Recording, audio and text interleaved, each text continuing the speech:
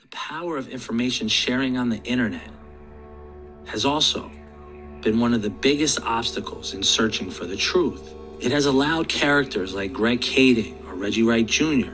and many others to tell alternative stories different than the actual truth. In law enforcement documents that exist and information inside the LAPD and the FBI, there is hard evidence of this cover-up, and there is hard evidence of who orchestrated the murder, and no one has done anything with that information. The hip-hop media has largely ignored the information contained in this podcast, and I don't know why. We've watched as a country young black men and women murdered by the police on video cameras plain as day, and even with those videos, justice, for the most part, is non-existent. This whole Tupac trial and all of that nonsense, do you get any indication or think that that would inform anything that the LAPD would do with Biggie? Well, of course it's contemporary. I mean, somebody's been charged just recently, been charged in Tupac's murder, so it's on the table again. There's no way to avoid the connection to Biggie and Biggie's death because, like I said, they're going to have to put Greg Kading on the stand. So, all of that's it. But also, Tupac and Biggie, in a sense, have become bigger stars with the passage of time, bigger cultural figures. I just don't know. I mean, I don't see how they avoid, especially if he pushes it to a trial, I don't see how they avoid bringing Kading in. And if they bring Kading in, then, the subject of Biggie will be unavoidable. And, I've already laid out publicly all the reasons why Kading should never be trusted about anything. And I really think that, if they're going to try to convict Keffy T, then they're going to have to not just put Kading on, but make him an essential witness. Yeah, that is an interesting construct. Another character you'll appreciate who very recently also has decided to continue to have his own mouth and speak publicly online in videos is Reggie Wright Jr. Of course. Yeah. Where, and I know you've done so much work around this, why do you think he continues to partake in conversations, innuendo? He recently threatened Suge, in a video after Suge had kind of called him out in his podcast, and now these two are going at each other. What is your interpretation of why someone like that would just continue to talk? Is he just an idiot, or is there more there? Well, it's both and. I mean, yes, he's an idiot, but he has motives as well. He definitely felt threatened by Suge and has a lot of animosity toward him, Suge. And but Suge knows stuff about Reggie. Of course, Suge would have to admit his own culpability, but he certainly knows things that, could tell the feds in particular about various things Reggie did, mainly, and not just mainly, but certainly to hide assets of Death Row Records. That's for sure. The feds already know it, but I think that Reggie has managed somehow to play everybody off against everybody else, and that includes law enforcement. He is he's an informant / suspect in all of these crimes. So, and they've, for whatever reason, valued him as an informant more than they've wanted to target him as a suspect. And so, it keeps him relevant. It keeps him, sort of in the game. And I think that, really, I think that's what Reggie does for a living now, is talk to law enforcement about all these related cases. Yeah, it's an interesting construct. The other piece, and I don't know if you know this, but very recently, Suge has created his own podcast from jail. I didn't know that. Yeah, and That's some amusing news. It's getting, I would say, a viral life on social media. Yeah. And I'm curious your thoughts on this, and it's very specific. I think you can make the case throughout the course of these years, Suge has never really commented directly about the Tupac shooting, him being there. He's said things like, I'm not going to solve the case for the police, blah, blah, blah. He has come out and said two things very definitively and sort of tongue-in-cheek in a way, where he's basically saying Keefe D has absolutely nothing to do with this shooting. And second to that, Orlando Anderson has nothing to do with this shooting. They've got it wrong. And he sort of like is joking, like, free Keefe D. What do you feel about that? I know anything Suge says you have to take with a grain of salt, but he is publicly commenting about that. A whole shaker of salt, I'd say. But yeah, I don't know what would motivate you to do that, except maybe not staying on the good side of the Crips. I mean, Suge's in jail. He's vulnerable. I'm sure he's got people protecting him, but there's plenty of people that want to hurt him too. So, whatever he says may be, and whatever he does may be, aimed toward either insulating himself, protecting himself, creating alliances, or just, creating a lot of smoke and mirrors and confusion around the subjects. But that he would say as if he knows who's responsible for Tupac, because if he knows it's not Keefe D or Orlando Anderson, then that says he knows who it is. Yeah. And do you think, and this is more of an opinion at this point, that there still are, for lack of a better word, files, evidence, things that people haven't seen inside of the LAPD still, or they've managed to put that somewhere that people won't find it?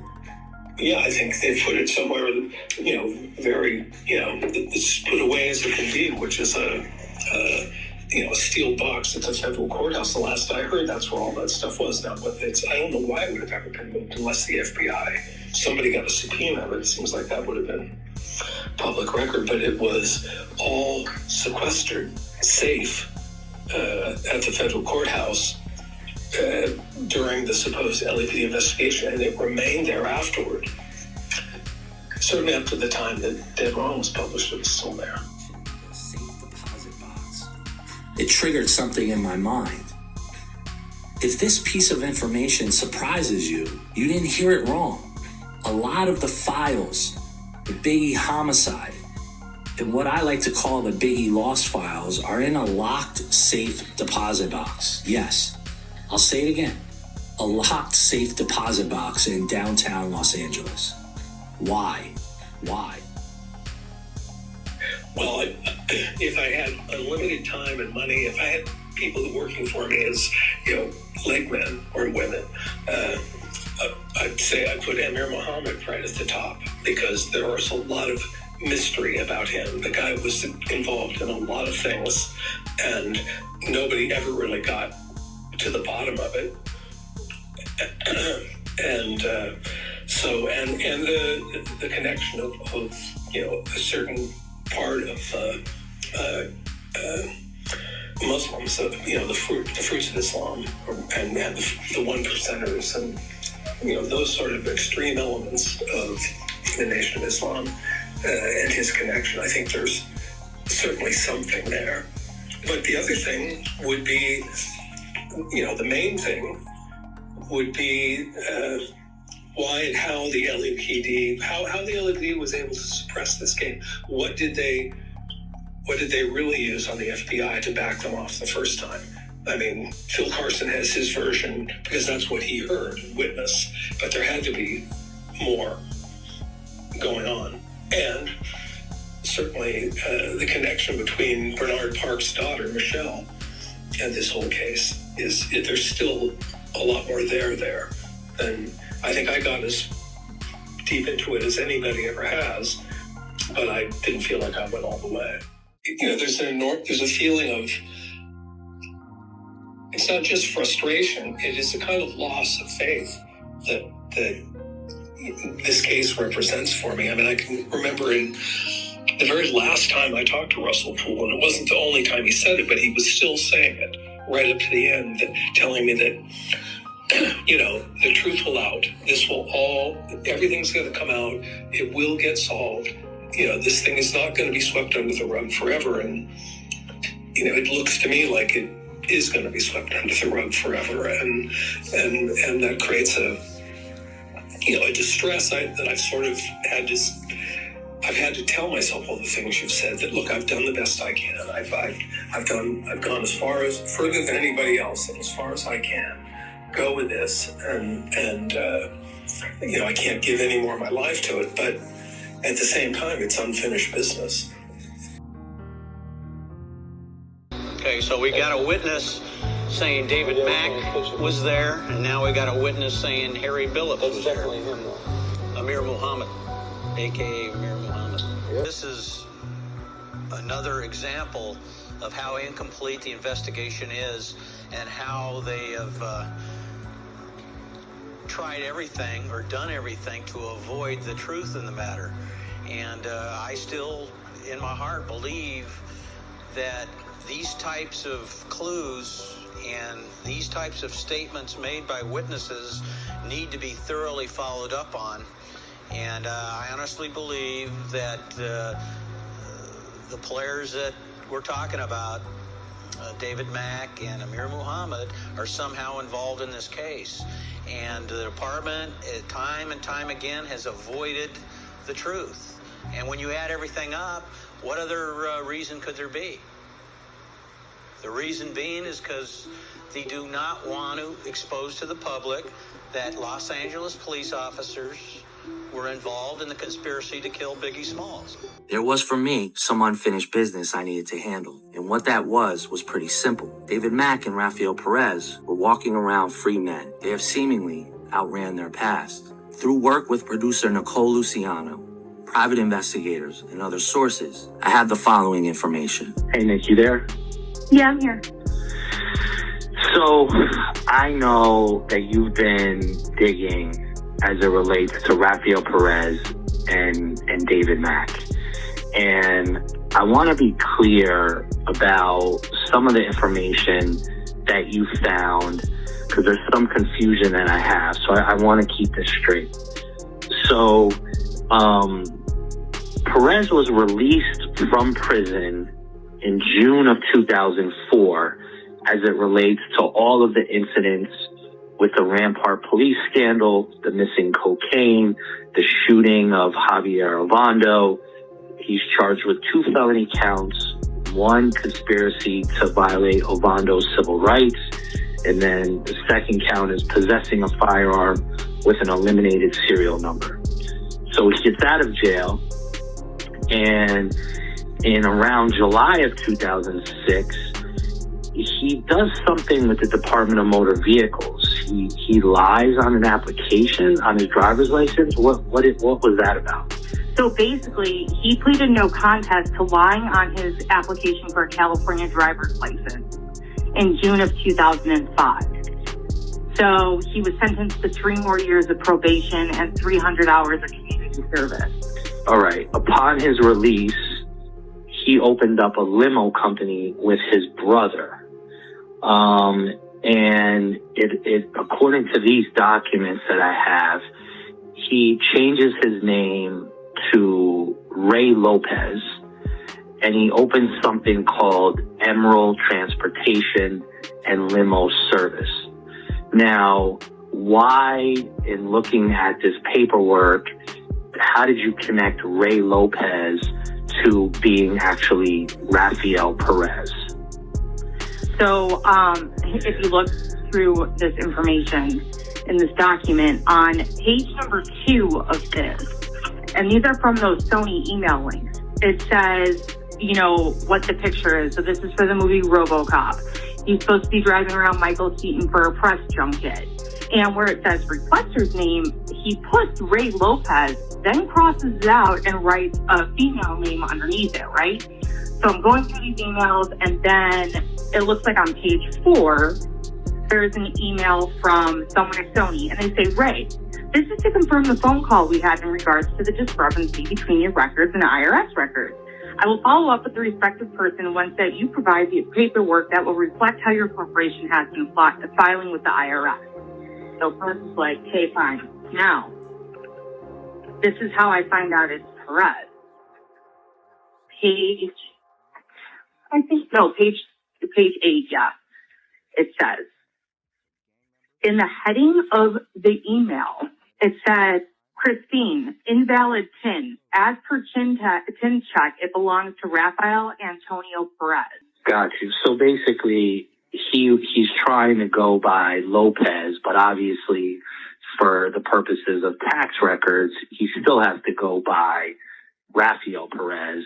And this is the confirmation that he basically has a limo service. I think there's video online of TMZ of him driving Harvey Weinstein, of him driving other celebrities in various, I think there's a picture here of that he took where there's Oscars sitting in one of his vehicles.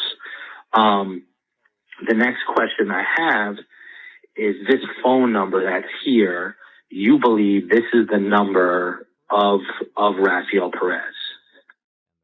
Yeah. So when I that phone number there, when I actually searched that number, it took me to a Facebook page, and so that's got to be his phone number. Thank you for calling Boyd's Limousine Service. For quality assurance, your call may be recorded. Please select the following options. To make a new reservation or to change an existing reservation, please press 1. For billing and accounting, please press 2. For marketing and promotion, please press 3. For all other inquiries, please press 0. Please hold while we connect your call to extension 0. Boyd's Limousine. Yes, is Ray Lopez in? Who? Ray Lopez? Did you get the right numbers? It's Boyd's Limousine. There's no Ray Lopez here. Or Raphael Lopez or Raphael? Nope, it's only me. Oh, what's your name, sir? We're in the same spot. This is Emerald. Dennis, I'm the owner. Emerald Transportation and Limousine? I don't know. There's some, I think we get, sometimes I'll get some of their mail delivered to our place. I don't know why. It's 222 North Sepulveda. Yeah. But there's some, I think, in Manhattan Beach, I think. But, I'm not sure. I don't even know, But you're not in Manhattan. You're not. You're not. It's not me. They're not. I'm Boyd's. We're in the same spot 35 years. I see. But you do get calls to that. I don't get really calls, but I've seen pieces of mail get delivered to us at our property for him, but he's not, That's strange. He's somewhere. He might be in Manhattan Beach somewhere, but I think running out of a house or something. I'm not sure, to tell you the truth. Okay. I'm the only one left in Manhattan. There was someone else up the street. They went out a couple of years ago. I'm still in the same spot, 35 years at 222. So, but he's, like I said, we get mail once in a while for him. Gotcha. I don't know who he is. I hear you. I've heard of the company before, but I don't know anything about it. All right. Well, listen, I thank you for the information. Thank you, sir. All right. Take care, man. Okay. Give me the number again. It's 310. This is on his tax return. Okay. And I have one more cell phone. All right. I'm going to call this the 6060 number now. Okay. Hello? Yes? Yes, hi. I'm looking for Ray Lopez. No, this is not his number. It's not? Is it, are you related to him? No, I don't know him. I have this number for almost 4 years, and they still call me about that guy, but I don't know who is. Oh, so other people call you at this number for him? Yep. Maybe it was his number, but yeah, I have this number for already 4 years. For 4 years. Okay, I'm so sorry. Thank you so much. Okay, bye. Bye. Raphael Perez changing his name to Ray Lopez. and constantly changing cell phone numbers and addresses makes sense.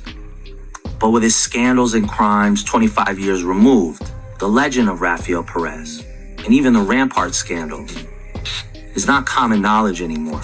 I'm surprised when I bring it up in casual conversation, how no one has really heard of arguably the largest police scandal in the history of the LAPD. I do have another route to Perez, and that is via his defense attorney, Winston McKesson, who I know still stays in contact with Perez. Now, David Mack, currently, as far as you know, is living in the Los Angeles area or is living somewhere else? So I've seen two things. I've seen that he could possibly live in Arizona, but then the verified information I have says that he lives in LA. Okay. I do see that we were able to find a resume. So from September 2016 to October 2019, he worked at a company in Costa Mesa, California called Max Gen Energy Services. He claims now that he's a seasoned project management professional, seeking an opportunity to advance and make contributions in a fast-paced environment focused on electric vehicle infrastructure. So from his resume here, it looks like he's gone into what, for lack of a better term, is renewable energy. He worked at another company called Canopy Energy in Van Nuys, and he also has some stuff on his resume from solar technology companies. The biggest question I have, this phone number ending in 4835 in this email, you're 100% sure that this is David Mack's phone number and email? Yeah, I mean, I'm 100% sure because it came directly from him. From his resume. This is directly from his 2020 resume, so it has to be current. And then he's got his email on there too, and so I guess to answer the question of where he lives, if it's 310 of an area code, that's LA. So I'm going to call David Mack. Yes. I have 310. Yes, that one came right off of his. Okay. Yep. All right, hold on. Hello? Is David Mack there? Yeah, this is David.